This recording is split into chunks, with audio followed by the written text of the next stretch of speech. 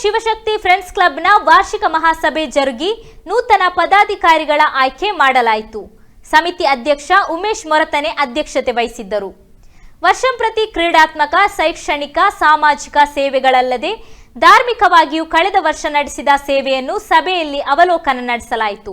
ನೂತನ ಸಾಲಿನ ಅಧ್ಯಕ್ಷರಾಗಿ ಗಣೇಶ್ ಮೊರತನೆ, ಪ್ರಶಾಂತ್ ಅರಿಬೈಲ್ ಉಪಾಧ್ಯಕ್ಷ, ನಿತೀಶ್ ಬೇಕಾರಿ ಕಾರ್ಯದರ್ಶಿ, ಕಿಸಾನ್ ಅರಿಂಗುಲ ಜೊತೆ ಕಾರ್ಯದರ್ಶಿ, ಆಶೀಶ್ ಮದಕ ಕ್ರೀಡಾ ಕಾರ್ಯದರ್ಶಿ, ಲೋಕೇಶ್ ಮೊರತನೆ ಕ್ರೀಡಾ ಸಹ ಕಾರ್ಯದರ್ಶಿ, ಪ್ರತಾಪ್ ಮೊರತನೆ ಕೋಶಾಧಿಕಾರಿಯಾಗಿ ಆಯ್ಕೆ ಮಾಡಲಾಯಿತು.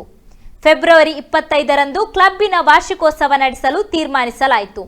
ಶಿವಕುಮಾರ್ ಸ್ವಾಗತಿಸಿ ರಘುನಾಥ್ ವಂದಿಸಿದರು.